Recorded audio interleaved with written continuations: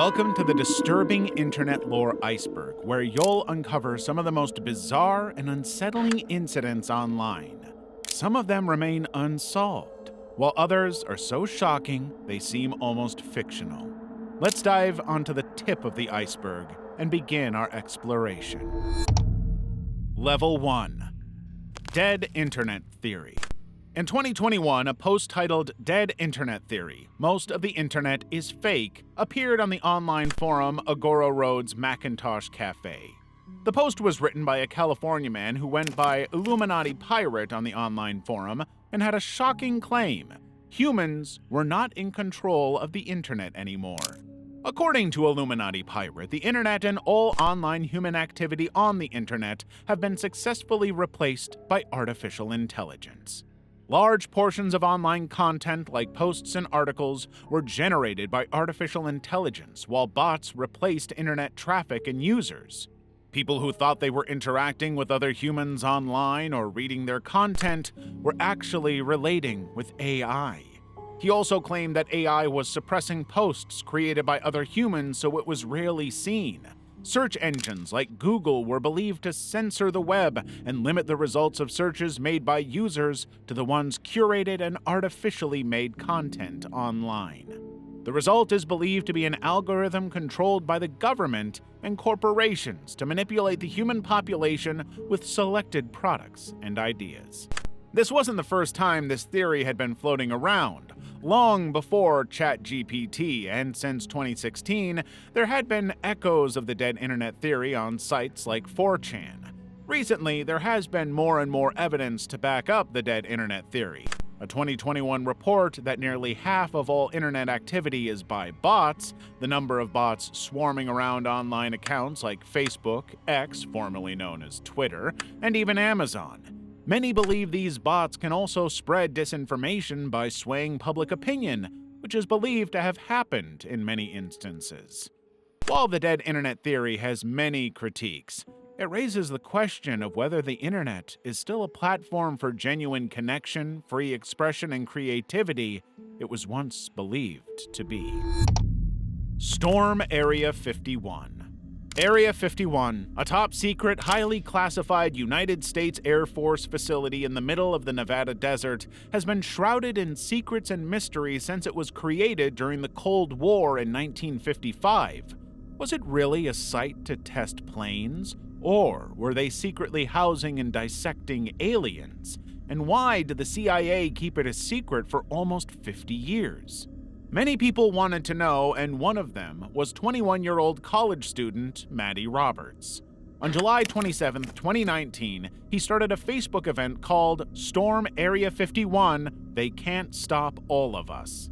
As the name implied, the plan was for a large enough group to band together, bypass security, and raid Area 51 so they could uncover whatever the government was hiding, like extraterrestrial life forms and clandestine research. The event went viral and made headlines across the world. More than 2 million people responded that they would be going, while another 1.5 million indicated they were interested. While some took it as a joke, others were quite serious about storming the base.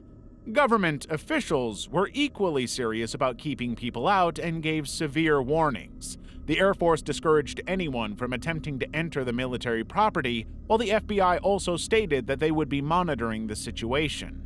During the raid, the Federal Aviation Administration planned to close the airspace near Area 51, but some took the raid a little more personally, like the military's Public Relations Office, Defense Visual Information Distribution Service.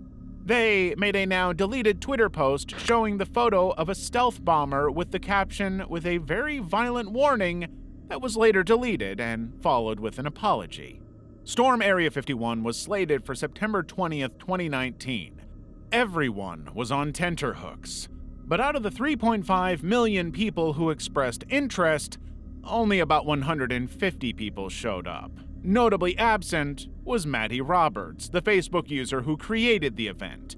He had stated that he had made it up as one big joke, especially after the FBI came knocking at his door.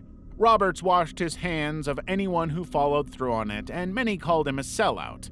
Instead, Roberts promoted Alien Stock, one of 3 music festivals slated to be held on the same day. Over 1,500 people attended the event, held in small towns that were not equipped to handle them. As for the 150 who tried to storm Area 51, none of them succeeded in getting in. There was just one person arrested for urinating near the entrance. Level 2. Wall Street Bets GME Saga. You know how some things just fade away over time? Think dinosaurs and dodos. Well, physical stores, gadgets, and appliances go through the same thing and become outdated with time. Take Blockbuster, for example. It was all about renting movies until Netflix came along. And thanks to iTunes on iPhones, iPods completely disappeared. In 2021, GameStop, or GME as it's known in the stock world, found itself in this challenging position. During the heydays of Nintendo and Sega, GameStop was the one-stop shop for all things video games and consoles. But as digital downloads and Amazon started to provide more convenient alternatives, GameStop was losing customers, closing stores, and seemed to be on the brink of bankruptcy. Either that or the price of their shares would drop to attract more investors. Some big investors, like hedge fund manager Melvin Capital, were so sure that GameStop was on its way out that they bet heavily against the company and made a strategic move called short selling. These investors had borrowed and sold more GameStop shares than even existed, planning to buy them at a far lower price when the share prices dropped. They would make millions of dollars, as long as the share prices didn't go up. Melvin Capital didn't know the group of Reddit day traders known as Wall Street Bets had discovered what was happening and was about to disrupt their plans. This dramatic turn of events started on the Black Friday weekend of 2021. The Wall Street Bets Reddit lit up with chatter about GameStop. There was talk about the stock price being priced lower than it should be and mentioned a few millionaires who had invested in the company. The topic gained momentum, becoming hot on the subreddit as users began discussing the potential for GameStop's resurgence. The conversation quickly spread to Twitter and YouTube, encouraging GameStop fans to purchase GME shares. On paper, after all, Melvin Capital had already sold the shares. But when the hedge fund tried repurchasing them, the people who had them weren't willing to sell them, yet forcing them to make higher and higher offers. Suddenly, these shares went from $17 to more than $500. An astonishing 1,500% increase. Melvin Capital was now making significant losses, with reports indicating that the firm lost $1 billion daily. In response, various elites, including politicians and corporate leaders, expressed concern that the working class was manipulating the stock market.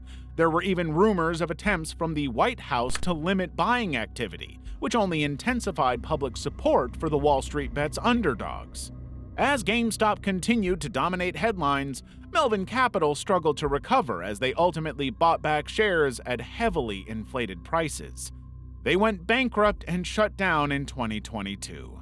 The saga of Wall Street Bets and GameStop has since become a notable example of the little guy challenging traditional power structures and taking on the big guy. Relaxing car driving jump scare. A Reddit thread asking users to share their favorite jump scares of all time turned up a lot of responses, mainly scenes from movies. The most popular were the aliens in Signs, the tall man in the doorway from It Follows, the creepy figure behind the restaurant in Mulholland Drive, and the decapitated head in Jaws. But surprisingly, the clip that got the most votes wasn't even from a movie, it was a 20-year-old energy drink ad. The 20-second video, known as the Ghost Car Commercial, or Relaxing Car Drive, shows a white car cruising through the scenic countryside while soothing music played in the background. But when the car disappears behind some trees, the jump scare hits you, a scream from a zombie. It ends with a slogan saying, "You've never been so wide awake," and a can of Keffi coffee pulsing like a heartbeat. It was one of the first jump scares featuring a scream and has since set the stage for many similar pranks online. Analog horror. Analog horror is a cool subgenre of horror films that feature storylines involving lost broadcasts, emergency alerts, or distorted home video vibes. You'll often see grainy footage and funky audio from old tech like VHS tapes, cassette players, and camcorders. The genre really took off in the late 2010s, especially on YouTube. Many of these films are inspired by late-night TV and news broadcasts from the 80s and early 90s. One standout is Gemini Home Entertainment, which kicked off in 2019 on the YouTube channel Remy Abode and has over 20 episodes.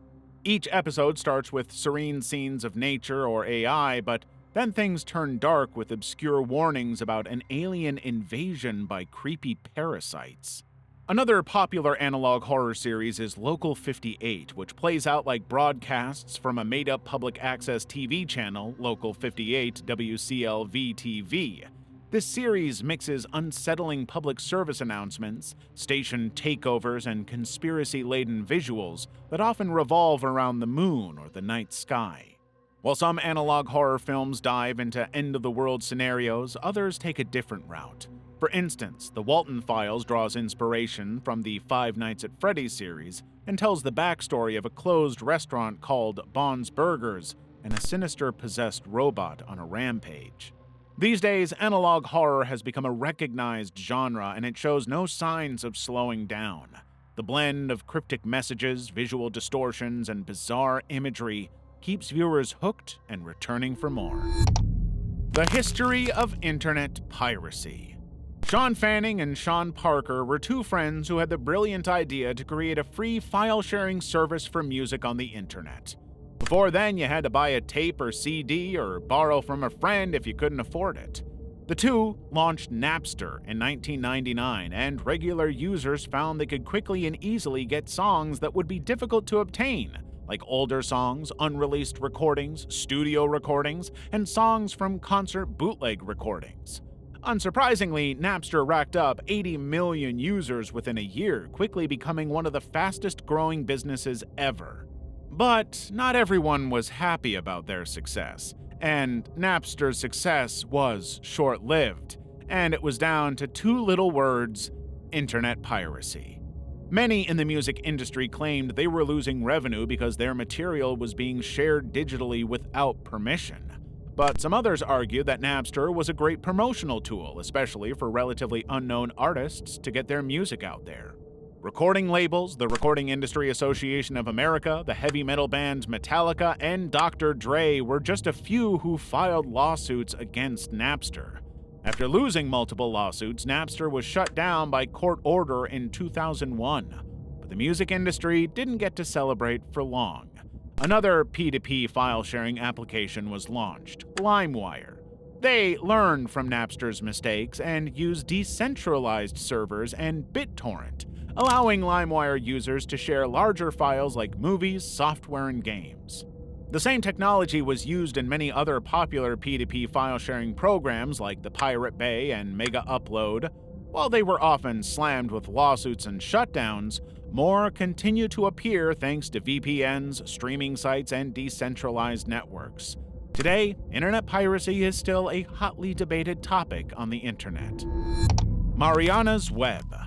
It's common knowledge that the internet is split into two parts: the easily accessible web pages and the dark web, which is linked to stories about red rooms and hitmen.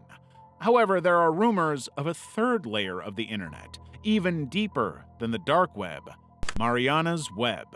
Named after the deepest trench in the ocean, the Mariana Trench, Mariana's Web is as unexplored and unknown as its namesake. Interest in it only became popular after an infographic it appeared in went viral online. Since then, various conspiracy theories have emerged about Mariana's Web.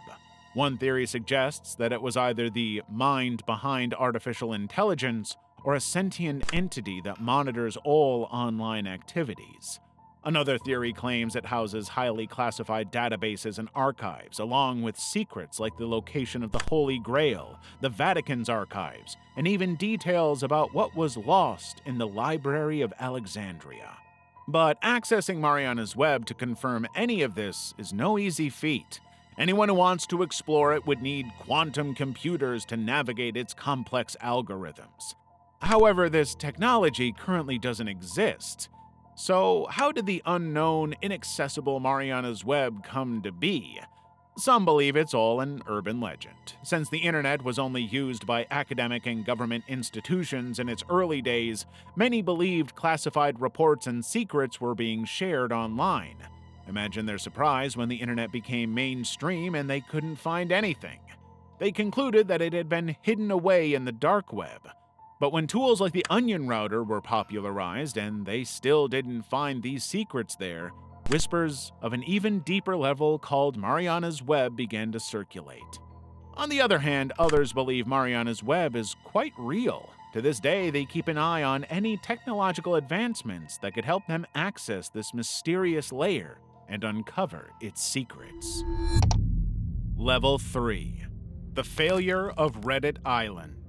We all know Reddit, that online forum for sharing content and discussing virtually any topic imaginable, from adults obsessed with My Little Pony to the latest scientific discoveries.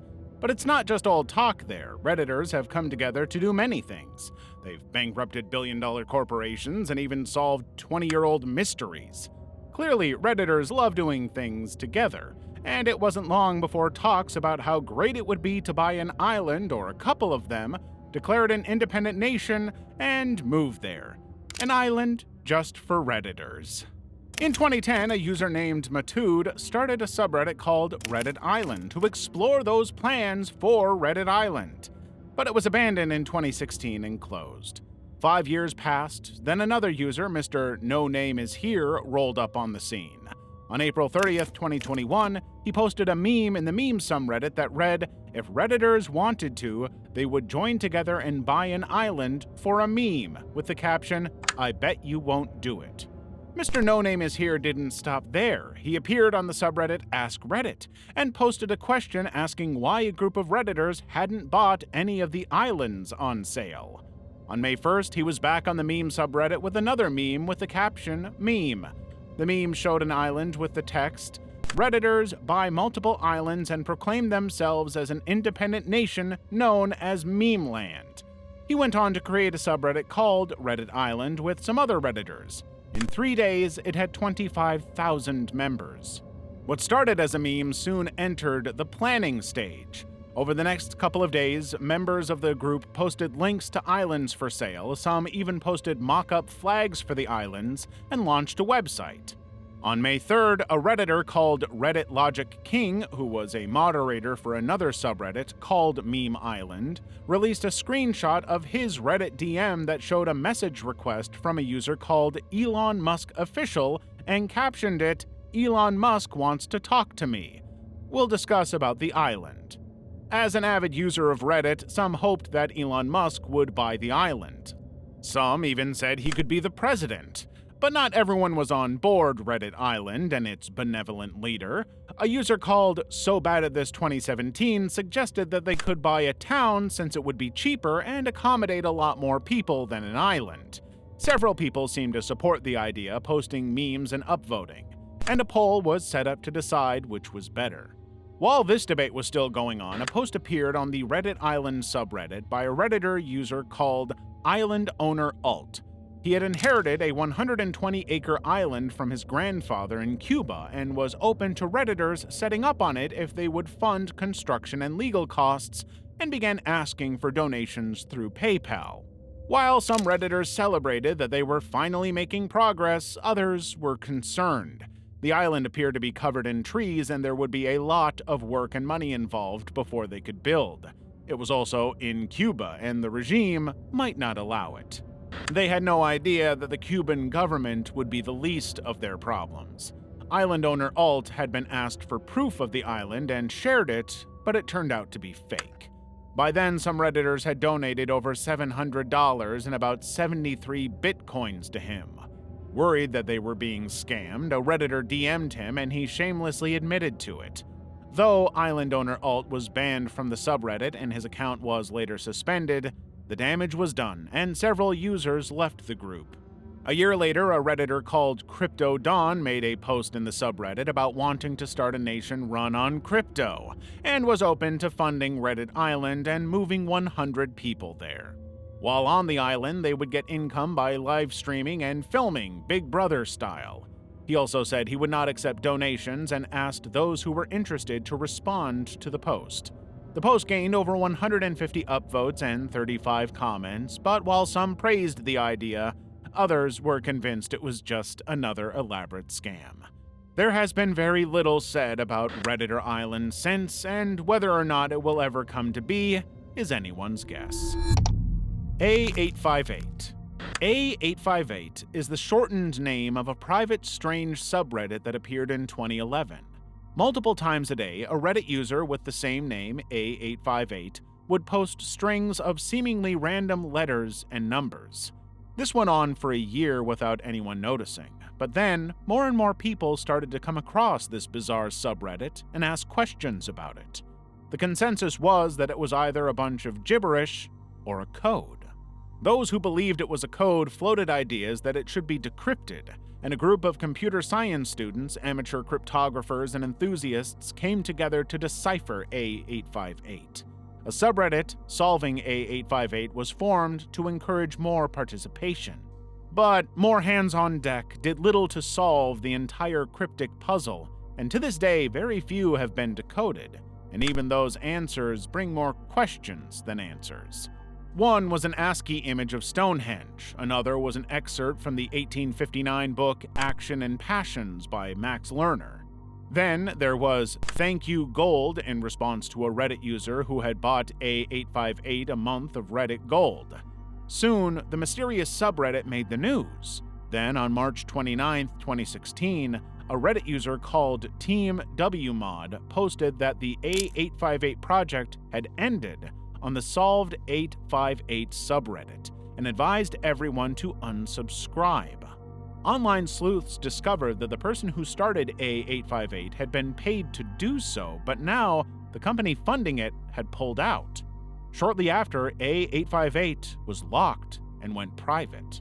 Like the famous Cicada 3310 riddle, the most popular theory is that A858 was a government program used to find and recruit the best decoders in the area.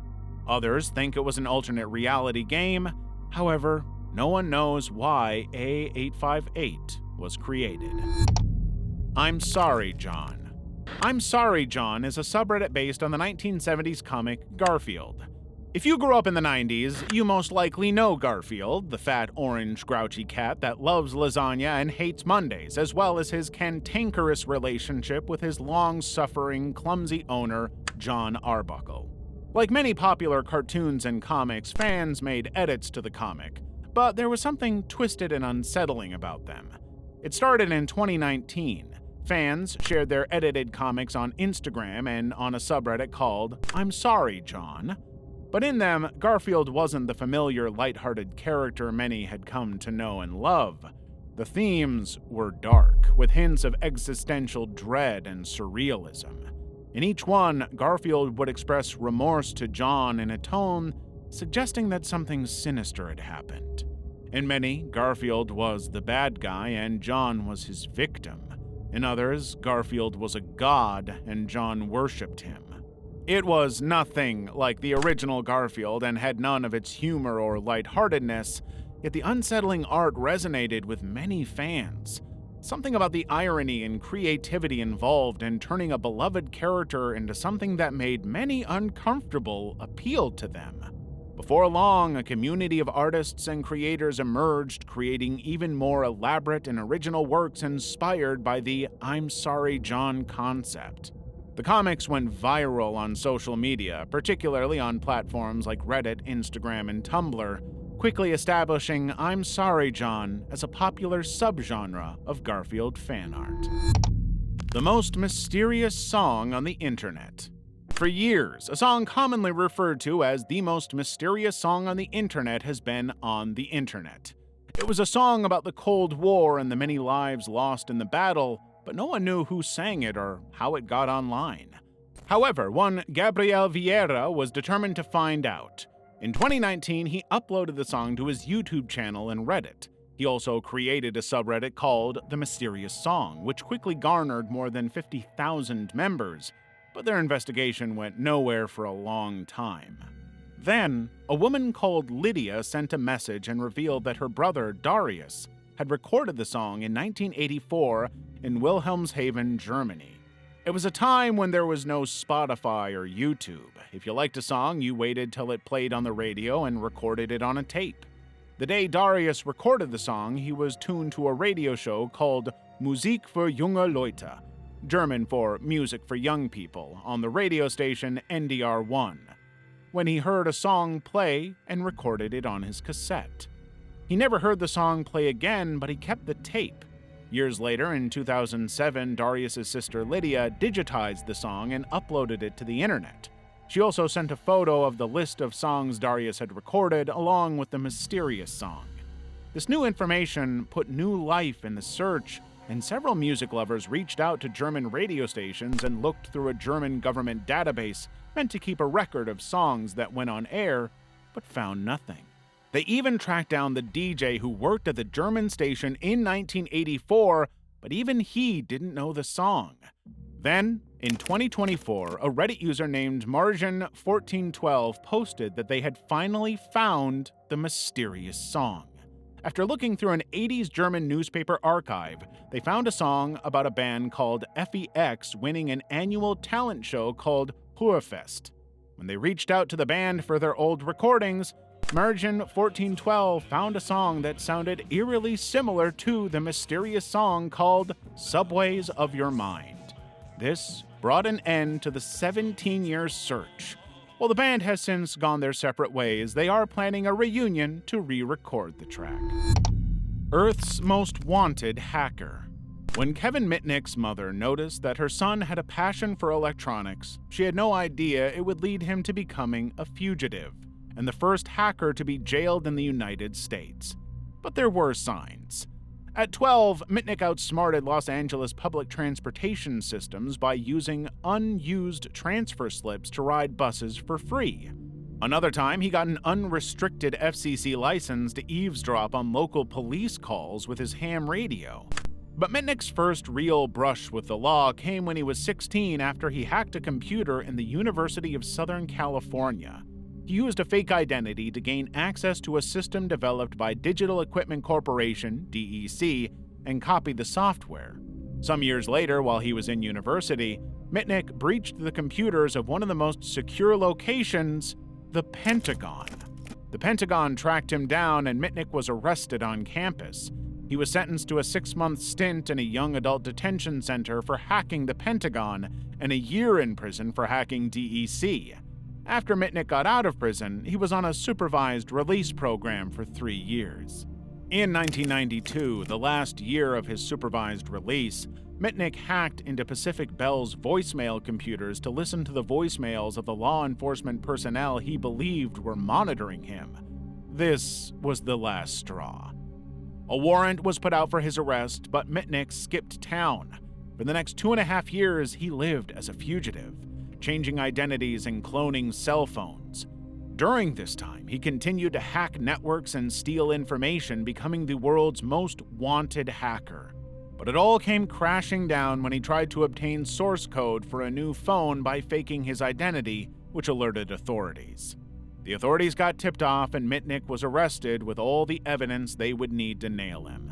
He was sentenced to 5 years behind bars, but spent a lot of it in solitary confinement because the government was terrified that Mitnick could start a nuclear war if he was anywhere near a phone. The hacking community criticized his treatment, arguing that Mitnick had been mistreated because he had not made any profit and only hacked out of curiosity. When Mitnick got out in 2000, he turned his life around. He became a trusted cybersecurity consultant to many Fortune 500 companies and governments, authored several best-selling books, and even appeared on many popular daytime shows. He passed away in 2023 at 59, but his legacy lives on as a critical figure in modern-day cybersecurity industry. Stuxnet. In 2011, analysts from the International Atomic Energy Agency, IAEA, were at Iran's nuclear facility in Natanz to inspect damaged centrifuges being removed and ensure they weren't used to smuggle uranium to unknown locations. The centrifuges were delicate machines and got damaged easily, so a plant the size of the one in Natanz was expected to have about 800 damaged centrifuges. Instead, the IAEA analyst found 2,000. They couldn't understand why so many of them were ruined or what could be causing it. This just added to the list of disputes against Iran's nuclear program. Ever since the US dropped nuclear bombs on Japan, there has been tension around it happening again. This was heightened during the Cold War, with the US and Russia getting into shady experiments like the US MK-Ultra program and the KGB's project into hypnosis and mind control. The two countries signed treaties on nuclear weapons as well as other countries like Iran. But when Iran kicked off its nuclear program in the 2000s, it became a big problem. There were concerns that they would target Israel and that Israel might launch airstrikes, kicking off a war. A nonviolent approach was needed. Enter Operation Olympic Games, a classified program to develop a computer worm to stop a future war. The worm was called Stuxnet. Once it was in a computer, Stuxnet could install itself on any kind of portable storage like a flash drive. Once the drive was put into any computer, Stuxnet automatically installed itself along with a rootkit that made it very difficult to remove. The rootkit also made Stuxnet undetectable to antiviruses. But Stuxnet didn't target just any computer. It went after computers that controlled Iran's uranium centrifuges. Once the worm detected that it was plugged into its target machine, it would infiltrate it and mess with the controls of the centrifuges. The first version of Stuxnet that was released would close valves, making the pressure rapidly increase till it damaged the centrifuges. The second version was stealthier. This time it modified the speeds they functioned to a far higher level than they were programmed for. At the same time, Stuxnet would send fake signals back to the control computer so the operators would think that everything was still normal. Weeks later, it would rapidly decrease the speed of the centrifuges, which would then cause them to fail and destroy themselves. Meanwhile, the operators had no idea what caused it, and the breakdown was chalked up to the centrifuge's delicate nature. For some time, Stuxnet did its job undetected, destroying a fifth of Iran's nuclear centrifuges. It wasn't until the worm spread to systems outside that system, causing numerous reboots and blue screens, that Stuxnet was identified. By then, Iran's nuclear program had been set back by 2 years. As expected, neither the US nor Israeli government admitted that they created Stuxnet, but in 2012, an article in the New York Times revealed it was a joint move. Stuxnet was one of the first known examples of a computer code participating in an international conflict. Since then, these types of cyber attacks have become accepted as another weapon of war. Level 4. The Lost FBI Tape. In July 2021, a bizarre 8-minute video appeared on YouTube called Dr. Rip VHS. It had no sound and seemed to have been recorded over an 80s TV show called Camera in Furgante. After some seconds, the words "Good Boy" appear, followed by a newspaper clipping on a VHS tape. The clipping was titled "Man Charged with Spraying Irritant in Disneyland," almost like he was praising the assailant. The video cuts to a series of dated pictures with the words "Dead Guest" underneath. Some minutes, the screen goes black and the words "nerve gas" appear, to be followed by the even more sinister words "made easy." What comes next appears to show an individual making something with some chemicals. Then he looms over a homemade clock and calendar indicating 9 o'clock on April 14th, 1995. Then he shows some more chemicals and gingerly handles some things wrapped in foil in a freezer. The video cuts to a clip where he is standing on the roadside before returning to the TV show and fading to blue. The owner of the YouTube channel, Dr. Rip VHS, had found the tape at a Goodwill store in Oregon. His channel was filled with other VHS tapes he had found, but none were as bizarre and confusing as this one. Then, YouTuber Barely Sociable cracked the case, or the tape. The name on the tape, Jerry Hill 199M, New York 252-958, followed the FBI's record system format. Somehow, Dr. Rip had stumbled on an FBI tape. Barely Sociable also worked out that the name Jerry Hill was linked to an FBI agent situated in Portland. So, what did this bizarre tape have to do with the FBI? Well, it all goes back to this newspaper clipping. A day before the one shown, a newspaper clipping showed Disneyland might have received a similar video. The cryptic words at the beginning of the video and the newspaper clipping also suggested that there might be a group deliberately attacking people with nerve gas.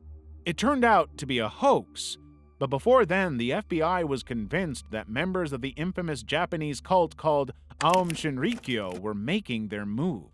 The cult was founded by Chizoa Matsumoto, also known as Shoko Asahara, in 1986. It started as an eclectic mix of Buddhist, Hindu, and Christian beliefs. Matsumoto described himself as both Christ and the first enlightened one since Buddha. As time went on, the group evolved into a paranoid doomsday cult convinced the world was about to end in a global war and that only they would survive. They became increasingly violent, kidnapping, injuring, and killing opponents, and their goal was to trigger this war and be the only survivors. They employed many scientists and skilled workers to make chemical and biological agents they could use in attacks. Several people reported Aum for illicit activities, but they were never investigated. Things came to a head on March 20th, 1995. Members of the Doomsday Cult planted bags filled with liquid nerve agent developed by the Nazis on 3 train lines during rush hour. The commuters on board only became aware when stinging fumes hit their eyes. In seconds, they were choking and vomiting. 13 people lost their lives and more than 5,000 were injured, some blinded and paralyzed. The group went on the run but made several failed attempts to release hydrogen cyanide in various stations. A month after the subway attack, the threat against Disneyland was made. Since Aum Shinrikyo had threatened various targets, including Disneyland in California, it wasn't far-fetched to believe they planned to hit Disney next, especially since they were still missing. But it turned out to be a hoax. 2 months later, the cult's leader, Shoko Asahara, was arrested along with several of his followers. He and 13 other members were executed in 2018.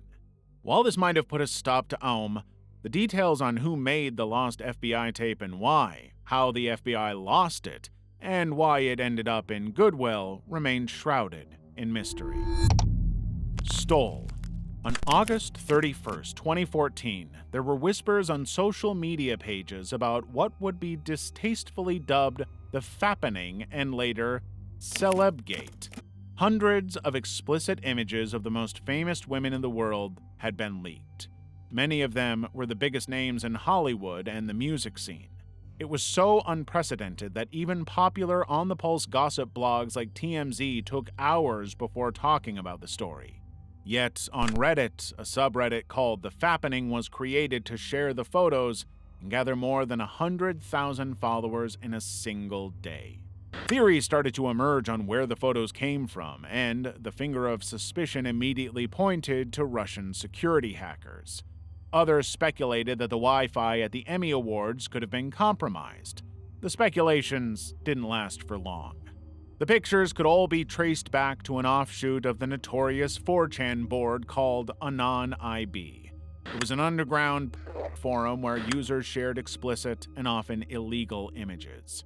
It was on this site, on a board called Stole, short for Stolen Photos, that a user called Original Guy released the photos he had been collecting for months, and he wasn't working alone. The question about how they had gotten the pictures came down to a technology released in 2011, the iCloud. Until then, Apple had marketed the iCloud as the safest thing since treasury bills. Now, there were articles all over the internet insinuating that an iCloud leak allowed the celebrities' phones to be hacked. Apple's stock dived. With the iPhone 6 launch and smartwatch on the way, all marketed with iCloud, they were scrambling for answers. They found out that the hackers had logged into the celebrities' iCloud by either sending phishing emails warning the victims that their accounts might be compromised, or getting the answers to security questions from the vast information online. The hackers had used this method to steal login names and passwords for hundreds of Apple iCloud and Gmail accounts for almost a year. They'd also been trading the leaked images on 4chan and Anon-IB in exchange for Bitcoin. For some reason, Original Guy turned on the other hackers and posted everything online before disappearing. Immediately after, Anon-IB was taken down for 2 weeks. When it came back online, the operator had deleted every post in the Stole forum, including the stolen photographs and ads for iCloud hackers, bringing an end to the hacking ring who were already on the run. Despite the FBI investigation leading to the arrest of 5 perpetrators, Ryan Collins, a married father of 2, Christopher Brennan, a teacher who targeted his students, Emilio Herrera, George Garofano, and Edric Marchik, no one was ever charged with publishing or disseminating the images. Celebgate was a timely reminder that regardless of the promises of corporations, nothing on the internet is safe. The Karen Waldegrave Mystery. On April 14, 2010, a Canadian woman called Karen Waldegrave joined Facebook. She had an impressive profile that announced that she spoke several languages, including French, Estonian, Latvian, English, Russian, Latin, German, and something called Gaelic. Many times, Karen wrote intelligent posts in many of these languages. She often just went into random details about her life or chatted with friends. Karen was also married and pursuing a PhD in international relations at the University of Toronto. But a year later, Karen's page became weird. Her posts were incoherent and nonsensical, and when they weren't, she was rambling about conspiracy theories and cryptic messages, mentioning the Canadian government, local police, the FBI, MI5, MI6, and the CIA. Karen also had the habit of replying to her own posts within minutes like she was in a chat with someone else.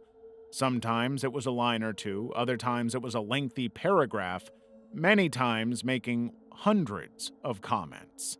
On one particular post, she replied to herself 500 times within 12 hours, which had people wondering if that was all she got up to that day, because at the time, you couldn't schedule posts on personal Facebook pages.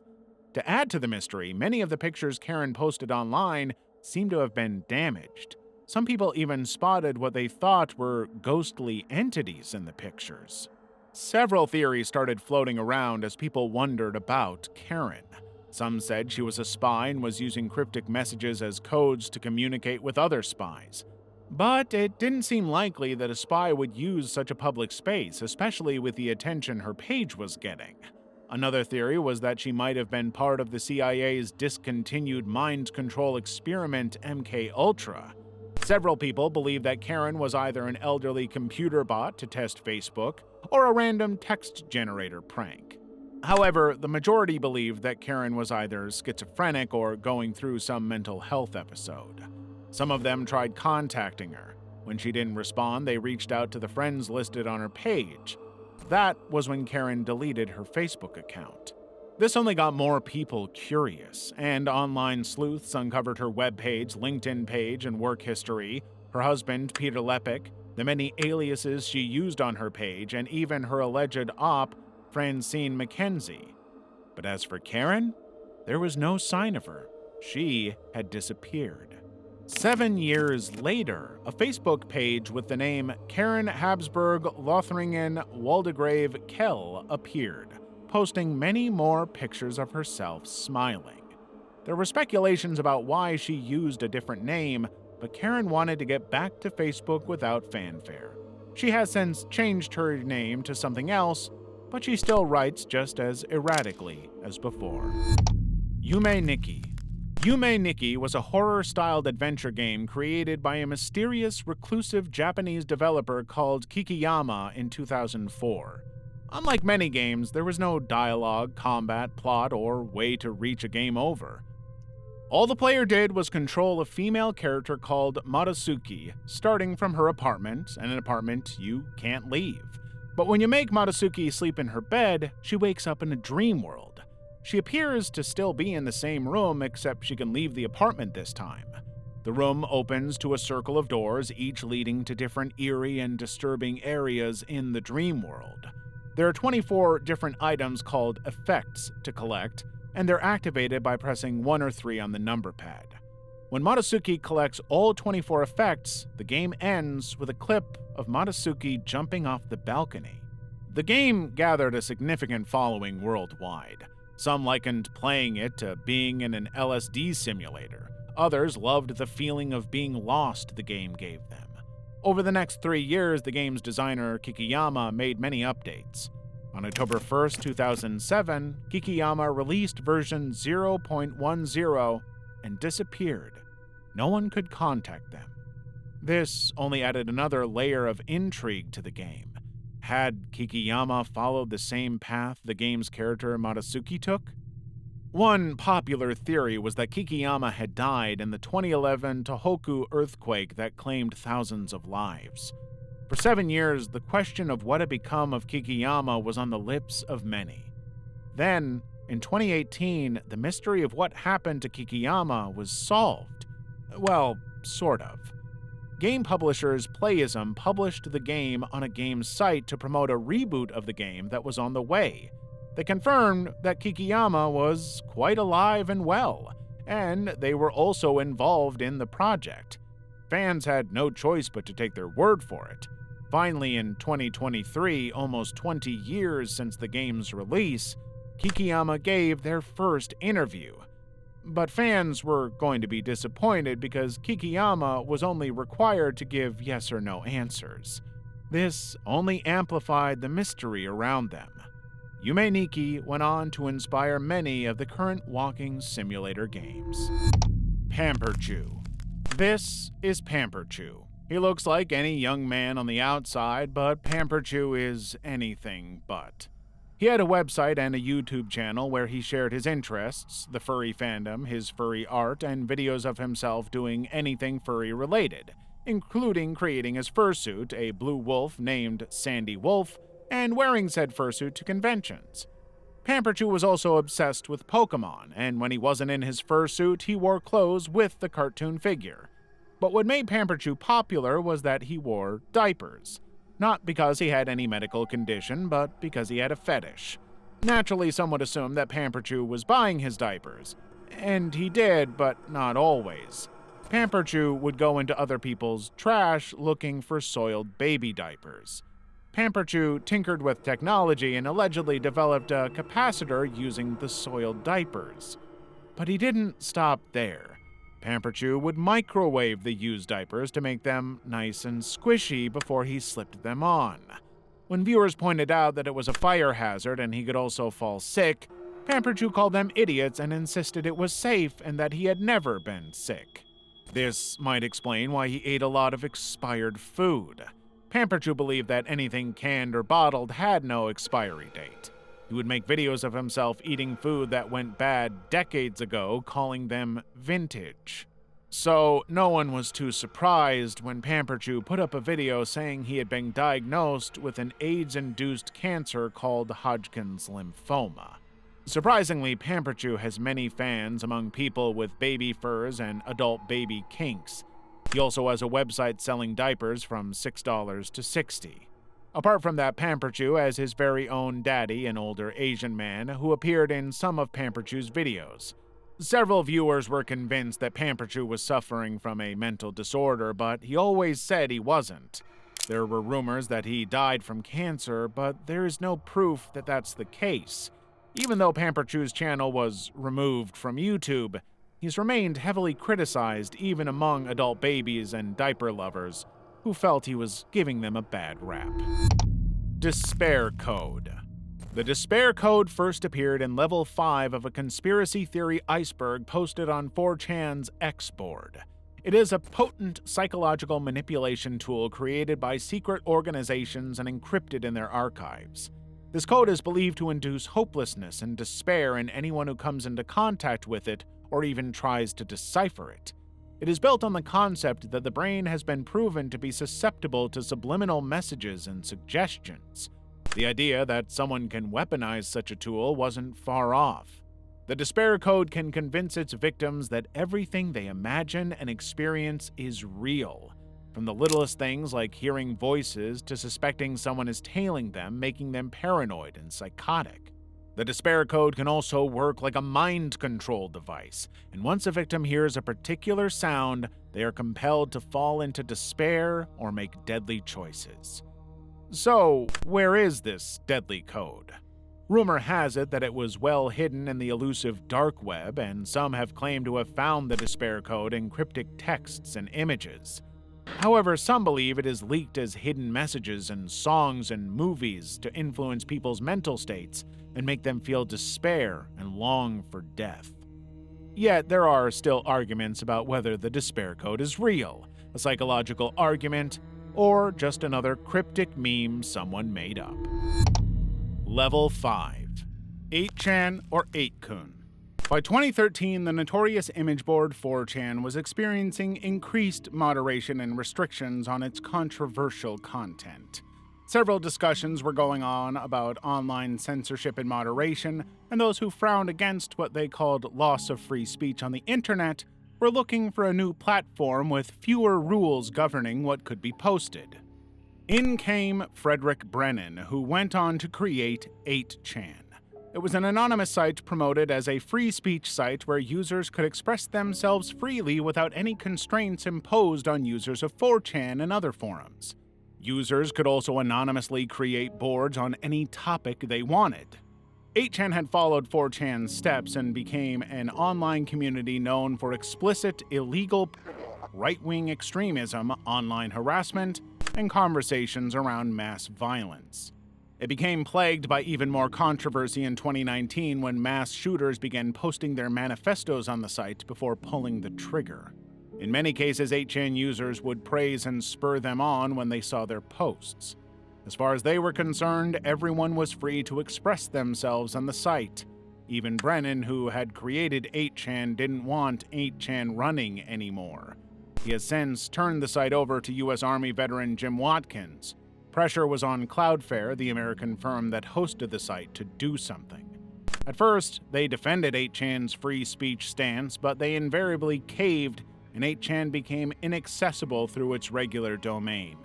2 months later, 8chan announced a rebrand and name change to salvage the site's reputation. But it became clear a name change did little to influence 8kun users. In 2021, Jim Watkins was summoned before Congress to testify because the site was one of the primary platforms used by far-right rioters and followers of QAnon to plan the January 6, 2021 storming of the U.S. state's Capitol. Despite that, 8kun is still operating. Dream Market. Dream Market was an online market that was founded in 2013, but unlike good old eBay and Amazon, Dream Market operated in the darknet and could only be accessed using the Tor network. Buyers could shop anonymously for just about anything: cryptocurrency, counterfeit consumer goods, even drugs. It was one of many darknet markets operating online alongside Alphabet and Hansa. But in 2017, several law enforcement agencies, including the FBI, DEA, and Europol, teamed up to form Operation Bayonet and bring them down. Some administrators for Alphabet, Hansa, and Dream Market were all found and arrested. The sites were also shut down that same year, all except one, Dream Market. There were whispers around that law enforcement officials were impersonating the site's administrators, but that didn't stop vendors and buyers from Alphabet and Hansa from registering on Dream Market after Operation Bayonet. Dream Market quickly became the most active marketplace on the darknet. 2 years later, on March 24, 2019, users of the site woke up to a notification on the Dream Market site announcing to users that it would shut down in a month and move to a new server, followed by an onion link. This was the first time anything like this had happened on a dark market site. They usually shut down unannounced, giving users enough time to withdraw their coins. This only added to the rumors that the site had been compromised by law enforcement to gather intel on users, especially since that was what they had done with the Hansa marketplace. After Alphabet was shut down, users had moved over to Hansa in huge numbers, and law enforcement had let it happen. They gathered evidence from 27,000 transactions made in 2 weeks before shutting down Hansa. This would lead to around 10,000 arrests. But some believe that all this time Dream Market was being run by a shadow admin that law enforcement never caught. The site had been taken down many times. It's easy to believe this elusive figure was tired of playing cat and mouse with the police and decided to bow out before it was too late. But the truth behind how Dream Market shut down remains one of the secrets of the dark web. Subculture.com. For 20 years, the mysterious website Subculture.com either puzzled visitors or gave them nightmares. It was a dated, cryptic website filled with bizarre, creepy images or GIFs, many of them based on explicit material like terror, gore, torture, and wars. The kind of images that were popular with underground subcultures that had harmful interests. Visitors to the site also had to deal with numerous random pop-ups and images glitching across their screens, almost like your system was on its last leg.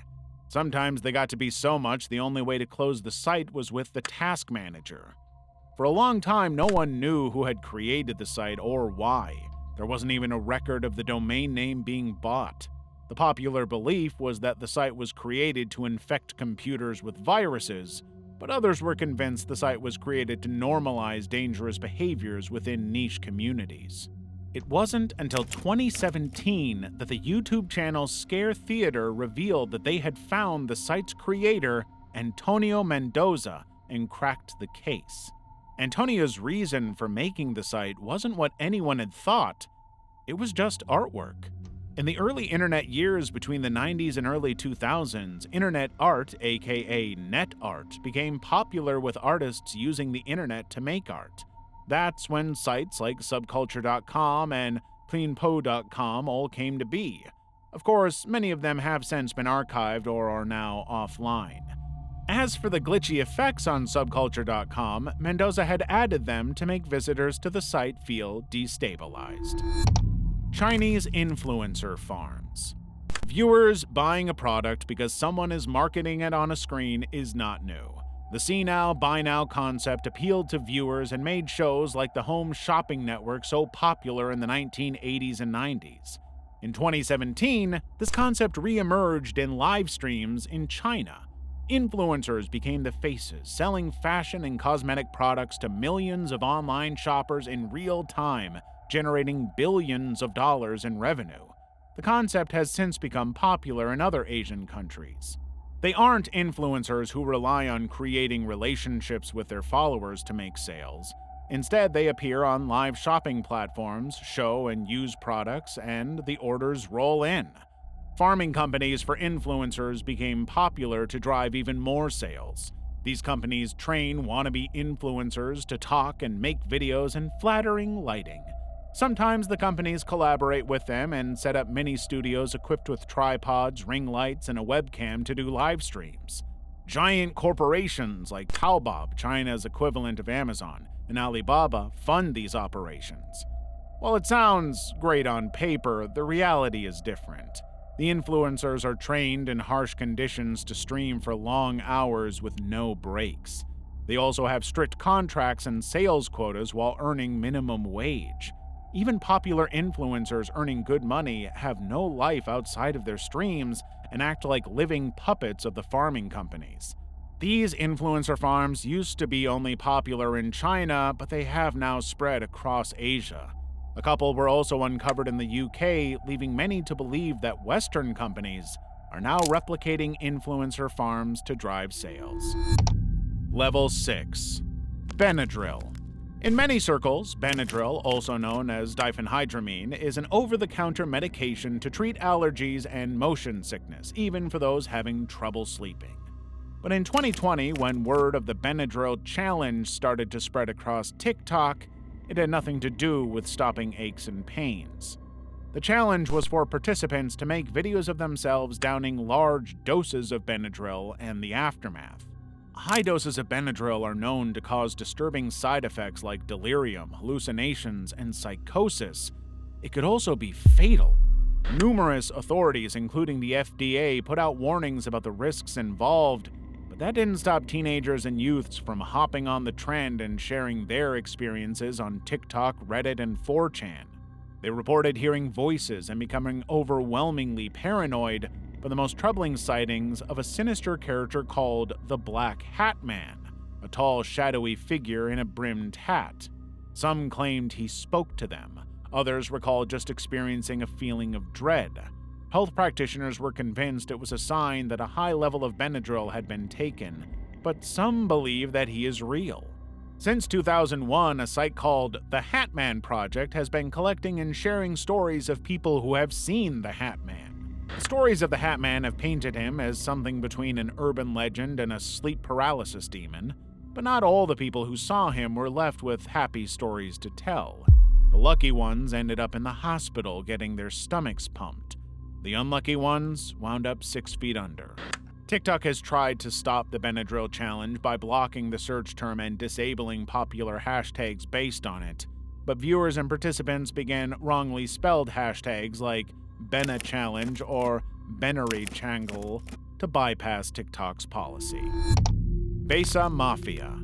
In 2016, an IT expert called Chris Monteiro was browsing dark web message boards when he found himself on a professional-looking site called Besa Mafia. It was a site that provided hitman services for a price. All they needed to do was send their targets' names, photographs, and addresses. Users could also add any extra details necessary for the hitman to know. They could also pick how they wanted it to happen. Burglary gone wrong, a kidnapping, even murder. Monteiro was convinced that Besa Mafia was phony and wrote an article about it on his blog. Not long after, Monteiro got a message from someone called Yura, who tried to get Monteiro to take the post down, first offering to pay him, then sending him threats. When Monteiro refused, Yura put out a video. Not only did Monteiro refuse, but he was able to get into the back end of the site and found what Yura was trying to hide: a long list of names, photos, addresses, and proof that people had paid to have them killed. It was a race against the clock to warn every one of them. Some they got to in time, but for a few, it was too late. Amy Allwine's name was one of those on the kill list, but she was already dead when police tracked her down. Her husband, Stephen, a respected elder in the church, had called in her death as a suicide. It turns out Stephen had paid $12,000 in Bitcoin to Besa Mafia for his wife to be taken out. When the hitman didn't show up, he did it himself. Pretty soon, the FBI was tracking other people who would put out hits like American Christy Lynn Felkins. She parted with 12 Bitcoins to have her ex-husband taken out. The only reason her ex-husband wasn't dead as a doornail was because Besa Mafia was actually an elaborate scam set up by Yura. He lured people in to pay for hits that would never happen. They also couldn't report to the police without incriminating themselves. In the end, Yura made millions of dollars and disappeared. The site was a cruel reminder of the evil intent that could be lurking behind smiling faces. Gamergate. In 2013, video game developer Zoe Quinn released the game Depression Quest, which was praised by mental health professionals and game critics, but not everyone was happy. A year later, when the game went public, Quinn's former boyfriend, Aaron Gagioni, made a rambling blog entry calling out Zoe's behavior during their relationship. He also accused her of having sexual relations with a journalist to get positive coverage of her game. Aaron also included copies of chat logs, text messages, and emails. The post was shared to 4chan, Reddit, 8chan, and Twitter. Quinn became the subject of targeted harassment for what was coined Quinspiracy. She received violent threats and death threats for allegedly using her feminine wiles to get ahead. Adam Baldwin coined the movement Gamergate, describing it as a protest against journalists covering the game industry. Yet even when it got out that Aaron had lied and the journalist he claimed Quinn had seduced for positive reviews had not done any review of Quinn's game, the harassment didn't stop. Like that wasn't bad enough, any woman who called out Gamergate would face this decentralized, faceless, anonymous online mob. Anita Sarkeesian, a feminist media critic and video game developer. Brianna Wu, They were threatened with physical harm, their social pages were hacked, and they were doxxed and swatted, forcing them to leave their homes. Someone even created a game where players could click a mouse to punch Anita's face. She also had to cancel a speech at an event because violent threats were made to the campus it was holding. One Twitter account targeting Wu was named Death to Brianna. She and her husband now live under different identities. Today, many believe that Gamergate has since died down and women are more accepted in the gaming industry. Others argue that Gamergate was less about the game and more about being abusive towards women. Gore on YouTube. Typically, explicit content, gore, crime, and violence are automatically censored on YouTube thanks to artificial intelligence. But occasionally, this content bypasses detection and appears on the site. One of the most prevalent moments this happened was in 2017, when a wave of controversial videos appeared on YouTube Kids starring popular characters from children's shows, such as Elsa from Disney's Frozen, Spider-Man, Peppa Pig, and Mickey Mouse to attract young viewers. The videos would show these characters doing inappropriate, creepy, violent behaviors and even explicit acts like the use of alcohol, gore, BDSM, sex, murder, pregnancy, and even giving birth. Not exactly things that anyone would call child appropriate. Yet these videos would rack up millions of views, which was alarming because children were the prime targets. YouTube cracked down on the plague of inappropriate children's content. Hundreds of accounts were terminated and over 150,000 videos were removed. They now base characters on less popular cartoons like the Australian cartoon Bluey and animations of video games like Minecraft and Among Us. There's no telling if YouTube will ever completely wipe them out. Level 7. Slave Master Case. In the early 2000s, chain letters began circulating in many online communities and chat rooms warning women about a sinister character who used the screen name Slave Master. The letters revealed that he was an online predator who was using the internet to target and traffic women. It also provided descriptions of Slave Master and tips to stay safe online. All the letters ended the same way, encouraging users to keep passing the letter along and warn others. Many thought that the letters were an internet hoax and Slave Master was just another internet legend. What they didn't know was that Slave Master was real. He was a man called John Edward Robinson. The first 3 decades of his life were spent in and out of jail as he racked up charges of theft, fraud, and embezzlement. But Robinson didn't stay in white-collar crimes for long. His first victim was 19-year-old Paula Galene Godfrey, who he hired to work as a sales representative in 1984. After she went missing, her parents received typewritten letters from her. In the letters, Paula wrote how grateful she was for Robinson and mentioned that she didn't want to see her family anymore, followed by her signature. She was never seen again. Robinson hired 3 more women who would also disappear suspiciously, but he was never a suspect because each one sent letters to their families signed by him. By 1994, Robinson discovered the internet, and a whole new world was opened up to him. Using the name Slave Master, he visited online chat rooms looking for women who enjoyed playing the submissive partner role to hook up with. He portrayed himself as rich, promising to care for them and travel the world. All they had to do was take the plunge and come to him. Several did, and were never seen again. Robinson used the same MO, sending letters back to his victims' families. But by 1999, his name had become a byword in many missing women's cases, and police were now very suspicious of him. In 2000, after a woman reported him for battery, the police had all they needed to get a search warrant for his home. There, they found the corpses of 5 women. In 2022, Robinson was convicted of 3 murders and admitted to 5 others. But many are convinced there are a lot more out there. Today, John Edward Robinson, aka the Slave Master, is known as the first known serial killer to use the internet to lure his victims. He is on death row to this day. Redditor documents their dive into insanity. In August 2015, a user named Is There Life After Lyme appeared on Reddit and made her very first post titled, "Lyme disease has ruined my life and made me suicidal." Bites from deer ticks cause Lyme disease, and it can lead to neurological issues if left untreated. Her first post revealed that she had been suffering from the disease for many years before getting diagnosed. But 1 year into treatment, she wasn't getting any better.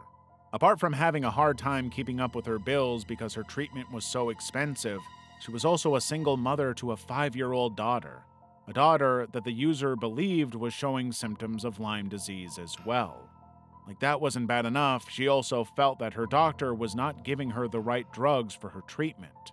When Reddit users were alarmed that her doctor might be scamming her, they also felt that her symptoms weren't consistent with Lyme disease. That's when she admitted that she had tested negatively for the disease, but her doctor insisted that she tested negatively because what she suffered from was congenital Lyme disease. Anyone who disagreed was met with a lot of pushback.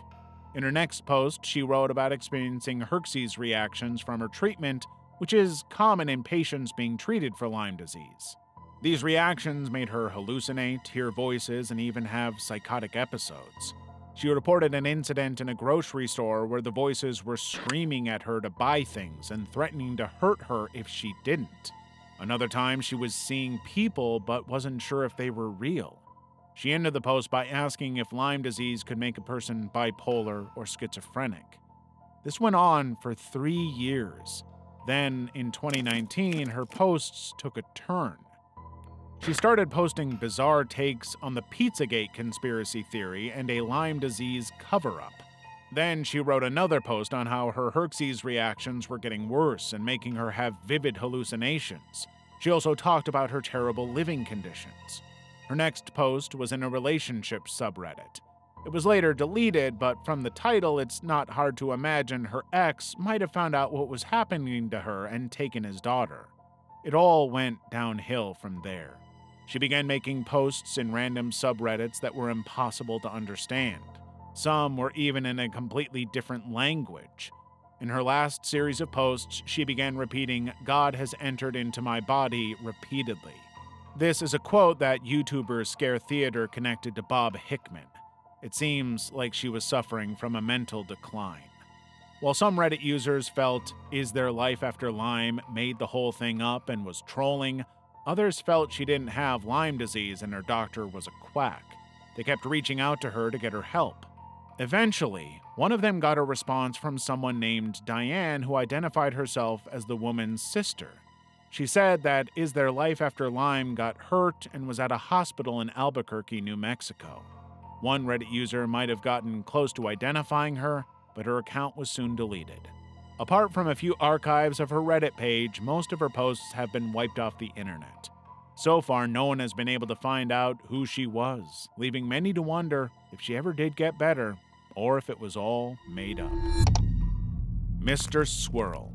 In 2007, Interpol launched Operation Vico after 200 photographs surfaced on the internet showing a man committing despicable acts on the most vulnerable people in society in Southeast Asia, particularly in Thailand and Cambodia. The man, nicknamed Mr. Swirl, was impossible to identify because he had digitally disfigured his face to appear like a swirl, or so he thought. German computer specialists broke the case. Using the same filter in the opposite direction, they soon had a photo of their man. Interpol posted the picture on their site, and 350 calls later, the man was identified as 32-year-old Christopher Paul Neal, a Canadian school teacher in South Korea. Neal originally wanted to be a priest, but didn't make the cut, so he became the next best thing, a teacher. Interpol issued a red notice for his arrest, and local law enforcement agencies in Thailand and Cambodia were on alert to bring him in, but Neal could not be found. He had flown the coop. His last sighting was in Bangkok International Airport. That's when Interpol did something they had never done before. They made a worldwide appeal for help finding him and released his picture. 2 days later, Neal was arrested in Thailand. At the time, he was an English teacher at a school in South Korea. He served 10 years in jail in both Thailand and Canada for his heinous crimes against minors. In 2017, he was released under rigorous conditions where he couldn't even breathe next to anyone under the age of 16 or access an electronic device.